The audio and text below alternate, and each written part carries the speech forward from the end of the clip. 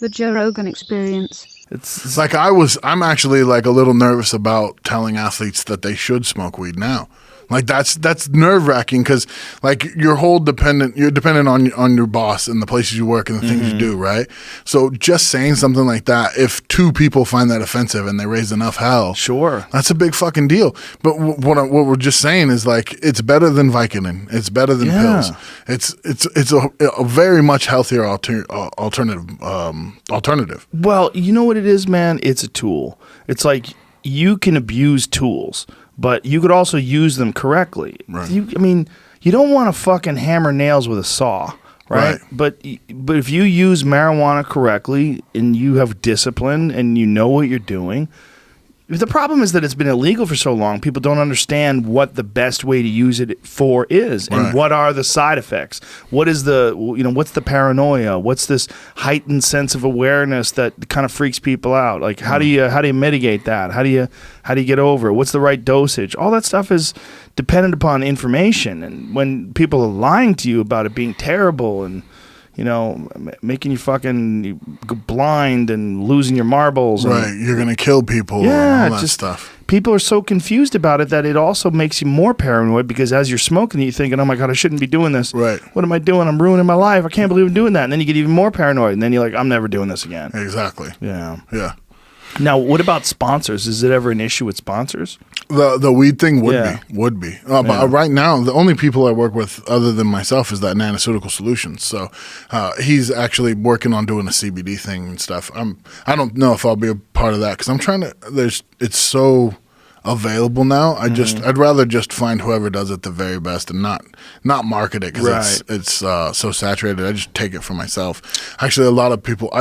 I worked in group homes when I was in college for kids with autism and for a long time. And there was actually this little girl who she had this. It's not a disease. She had this. I'll just call it a thing. She had this thing where she always felt like she was falling. So like. She looked completely normal. She was autistic and nonverbal, didn't speak. But imagine all day feeling like you're falling. So she learned as a child, really little, if she would hit herself, that people would hold her. So if you weren't holding her, she would literally. I watched her break her own nose. Like she was 11 years old. This sweet little girl, like just super nice and smiley. But like if you didn't hold her, she just whacked right in her own face. And we found out that through I don't remember exactly how it came about, but they gave her THC pills. They gave her THC pills and then stopped. She would walk around the house normally. Like, she was still nonverbal. It's not like it fixed her autism or any of that stuff. But with the whole symptoms of feeling like she was falling, which I don't even think had anything to do with autism. Again, I'm not a doctor. But wait, what? Again, yeah. You got to worry about that shit. So they gave her THC pills, and she was like just walking around the house smiling. She would help us cook. She would move around, like she would help the other kids because there was 4 kids in the house. She would help the other kids tie their shoes, stuff like that. Oh, that's awesome. Then her parents came back. Must have been 4 months later, and their friends had guilted them about giving their daughter weed, and they stopped giving it to her, and she went right back to it, like straight back to it. It's so stupid. It's just ignorance. People just don't understand what it is. It's all it is. Yeah. Oh, that's so sad. I felt so bad. This is one of the things that like just ripped me apart from working in that field. Is just there's so much like. There's these little rules that you don't understand. We had a kid that would sit, right? And he would feel stressed out and he would sit. And the rule was when he did that, we weren't allowed to help him up or move him or anything like that because that was rewarding bad behavior. That's how they classified that. So he would just sit in the middle of the road and we weren't allowed to get him out of the middle of the road. He would, and then he learned that if he didn't want to do something, if he basically would stay in his room all day.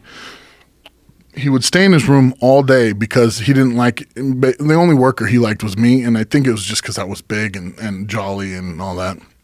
But if he didn't like the person he was working with, he'd just sit in his room on the floor and then they couldn't touch him. They couldn't do anything. And he'd just sit there. He'd go days without eating or going anywhere out of the room or anything like that. And it was all because we'd put these rules and put these chains on ourselves based off of other people's opinions or worrying what it would look like if we did this, you know? If this girl's taking this pill, what does that look like? Or if we're picking this boy up off the ground, what does that look like? And it was like trying to help these children with your hands tied behind your back. And I don't know if it's like that anymore. This was a long time ago, but it was heartbreaking. I remember everyone was terrified to work with this little boy. He was 10 or 11. He was just a sweet little dude. He got nervous, you know? And so I remember coming in, and one day I was like, you know what? I'm taking him to go to a football game. So I took him to a college Division I football game. Never had an issue, never had any problems, never sat down, nothing. Sat second row in the end zone and like would get all excited every time anybody came by or like the cannon went off for a touchdown. It was like the greatest moment of my whole like college career was hanging out with this 11-year-old at a college football game. That's people awesome. were too terrified to even get out of his room. That's terrible, but that's so cool that you got him there, though. Yeah, I'd like to think that a lot of people worked more in that direction after I left. You know, I'm hoping. And you could see in his eyes, he was a sweet little boy. You know, I've never met a kid that was evil ever. Yeah. You just need to know how to work with him, how to talk with him.